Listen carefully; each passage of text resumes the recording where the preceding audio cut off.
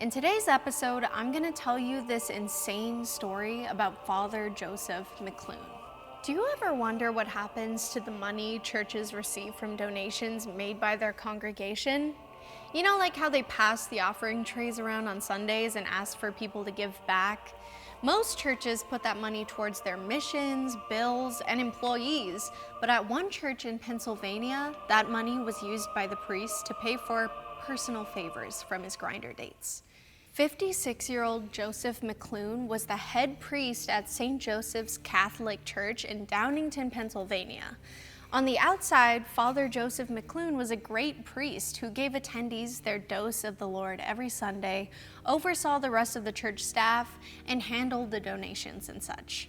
He'd been leading the church for several years, but in 2018, Father Joseph found himself in a sticky situation. One way or another, the Archdiocese of Philadelphia found out about a bank account Joseph made in the name of the parish that wasn't logged. Uh-oh. It was labeled St. Joseph Activity Account and was first opened on November 2nd, 2011, which also happened to be All Souls Day. And this holiday in particular was special for Joseph because it was his first as head priest of the church. So to celebrate, he opened a bank account? And maybe there was a valid explanation, but everything about this account seemed sketchy. There wasn't a cosigner on the account, it wasn't in the books, and it seemed like there was money flowing into the account from the church. But where was it going? And for what reason? Off-book accounts violate the rules of the church's financial practices, so this gave a green light to the Archdiocesan Office for Parish Services and Support to investigate.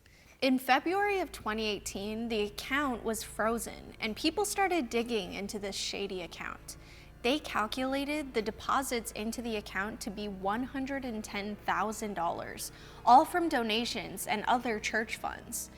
In a statement released by the Archdiocese, they said they didn't believe any of the funds came from Sunday collections, contributions to the parish capital campaign, or school and prep tuition fees. But that makes no sense to me. How are they going to be like, yep, all of this money is from donations and church funds, but not from donations and church funds? So after church officials found out how much money was in there and where it came from, they had to determine what it was used for.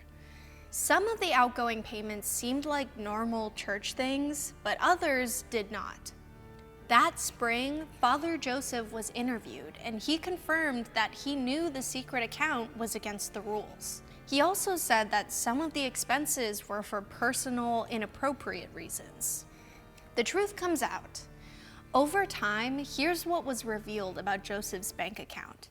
For starters, the money, or at least a portion of it, most definitely did come from the congregation. Father Joseph kicked off the account by snatching up the money collected from All Souls Day, and it became an annual tradition. Literally every year, he'd take the All Souls Fund, which were donated to honor deceased family and friends. Joseph was also caught pocketing other donations intended to go to St. Joseph's. And on top of that, the district attorney's office revealed he had doubled his rate for leading mass each Sunday, as well as hosting weddings and funerals. Now, here's the kicker. As I briefly mentioned earlier, Joseph was using this money for very personal reasons. What were those reasons, you ask? Paying men on Grindr to do the nasty. For those unfamiliar with Grindr, it's a gay dating app. This is already a messy situation because, as I'm sure you know, most Catholics don't believe in same-sex relationships or being intimate before marriage. But then you throw in the fact that as priest, Joseph took an oath of celibacy, it's just that much more dramatic. The standards of ministerial behavior and boundaries explicitly states church personnel who are committed to a celibate lifestyle are called to be an example of a celibate chastity in all relationships at all times. Church personnel may not exploit another person for sexual purposes.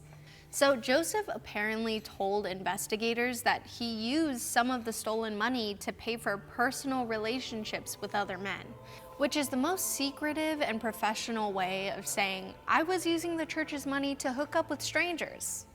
It was reported that Joseph made 10 deposits that totaled more than $1,200 through an app called JPay, which is used to send money to people in jail. And here's the part where everyone asks, wait, so was he sending money to someone in jail? How does that work? So Joseph sent that dough to an inmate in a New York correction facility named Brian Miller, who he allegedly met on Grindr. Whoever Brian was, it was clear he had absolutely no relation to the church and shouldn't have received any of the money donated from the honest, charitable attendees looking to give back. Little did they know, they were funding Joseph's secretive love life. Between April of 2015 and April of 2017, it was determined that Joseph made 17 payments totaling $1,720 to other dudes he met on Grindr. In those instances, he paid his lover boys through the Square app. And it was confirmed that none of the men Joseph had intimate relations with were involved with the church in any way. As for the rest of the money in the account, Joseph used around $3,000 to pay off personal credit card debt. He withdrew thousands of dollars in cash in Ocean City, New Jersey that was spent on a beach house. He also used the money to pay for fancy dinners, travel expenses, and most importantly, his Grindr Extra account. The special membership allows users like Joseph to view more profiles, chat with other users through an explore page, see when people have read their messages, and get 5 expiring photos per day. It also lets users set filters to look for people based on their physical appearance, relationship status, preferred meeting spot, and favorite position. In total, it is said that Joseph spent around $50,000 of the money he embezzled and put it into his account. The defense attorney on Joseph's case stated, the defendant took full advantage of the lack of control over the activity account and used it to fund his personal lifestyle. His lifestyle included a beach house, travel, dining, and spending on adult men with whom he maintained sexual relationships. So with all of this newfound information about Joseph's scandalous past, it was time for him to reap what he sowed. With the investigation and all the drama that came with it, Joseph was put on administrative leave in early 2018. Later that year, he officially resigned and a new priest had already taken his place. During his leave and after he was replaced, Joseph was no longer able to perform as a priest. He was kept in a private residence while the police investigation began. In August of 2019, about a year into the investigation, Joseph was arrested. He faced 18 charges, including multiple counts of felony theft. During the heat of all this, Joseph's attorney gave an NBC News interview where she denied the allegations against Joseph. She said Father Joe wants, needs, and deserves a lot of pushback. These assertions are absurd. And then she continued on by saying the case against Joseph should not have been taken up by law enforcement. This DA's office is notorious for filing charges on suspicion and conjecture. These accusations came about from a private letter sent to his employer, not from anything criminally substantial. What?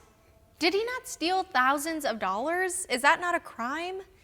In the end, Joseph pleaded guilty to 2 misdemeanor charges: theft by failure to make required disposition of funds and theft by unlawful taking. He admitted to stealing $30,892.50, although based on the reports, we know he stole way more than that. Well, Joseph received a skimpy sentence of 5 years probation, with 9 of those months being served under house arrest.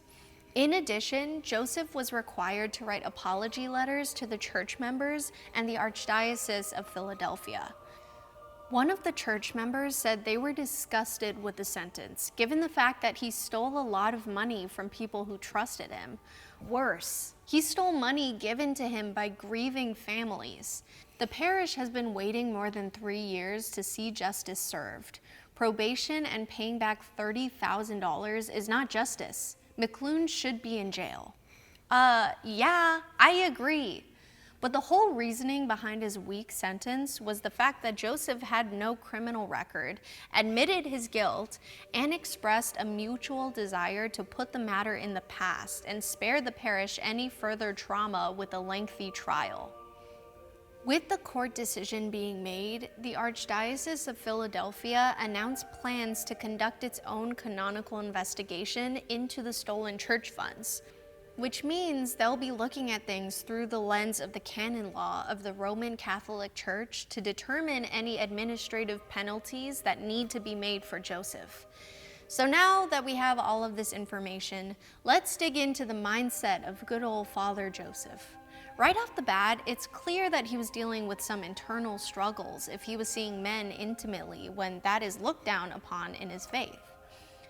That has to be hard for him to experience those feelings and try to balance them with the religion he'd been following and teaching for years. Part of me wonders why he didn't just leave the church to love freely without judgment or shame, but I'm sure there were many factors involved in doing so. But on the other hand, even if he had these urges and desires, why did he feel the need to pay men to do things for him? At the end of the day, it's clear Father Joseph was going through personal struggles, but the way he handled those struggles was completely inappropriate. To steal money from generous people who genuinely thought they were giving back to the church is just downright awful. The district attorney's office said it best when they said Father McLoone held a position of leadership and his parishioners trusted him to properly handle their generous donations to the church. Father McLoone violated the trust of the members of St. Joseph for his own personal gain. Oh, and wait until you hear this. So when Father Joseph first took the priest job at St. Joseph's back in 2011, he replaced a man named William Lynn. Now, William Lynn didn't just retire or take a job at another church. He was also caught in a scandal. And it was a bad one, let me tell you. So, before William was a priest at St. Joseph's, he worked for the Archdiocese of Pennsylvania as secretary for clergy. In 1993, William recommended the Archdiocese transfer a specific priest to a parish in Northeast Philly. The priest was named Edward Avery, and he'd already been accused of violating children on multiple occasions. He'd actually just gone through a year of inpatient therapy for it too. William knew all of this, yet he still recommended the guy to be appointed priest at that church. And unfortunately, after Edward got moved to this church, he harmed a 10-year-old child who was actually one of the altar boys. It was a really ugly and horrific situation. Don't really like talking about it, but it is a part of the story today, and I don't want to brush past it. Anyway, William apparently recommended another priest who also had an abusive history to be sent to another church. And all the while, he was hiding complaints about the priests in locked files, moving priests around to make sure they wouldn't get clocked, and even paying off victims' confidential settlements and ghosting the police. It wasn't until 2012 that William was convicted and sent to jail, specifically for transferring predator priests to new parishes without warning. But the conviction has been overturned twice after William served a little less than 3 years in jail, and now we're waiting for another retrial. The whole trial situation is super messy because there are a few witnesses who have taken the stand in the past, and because of the statute of limitations, things are even trickier. There's one witness dubbed Billy Doe who was a victim of one of these instances of harm. Billy is actually a policeman's son, and he's the only known witness that still falls in the statute of limitations. But he has a history of addiction and petty crimes, so his credibility has been brought to question, and he might not even be called to testify at the retrial. William is the first U.S. church official ever imprisoned over priest abuse complaints. And this case opened up a whole can of worms about numerous instances where priests act inappropriately with young children. Before 2005, there were 63 complaints of priest abuse in Philadelphia alone. It's terrible that these children haven't gotten the justice they deserve, and I hope we're able to change that soon. Priests are supposed to be leaders. They're supposed to set a good example for future generations. It's horrible that many priests have been acting this way, and they all deserve to be thrown in jail. Well, that's all for today's crazy priest story. I always find these cases to be so shocking because it's one thing for a creepy rando to be stealing or going after kids like that, but when it's a religious official who preaches one thing and does the opposite, that blows my mind. What do you think about all of this? Let me know in the comment section below, and I'll see you next time.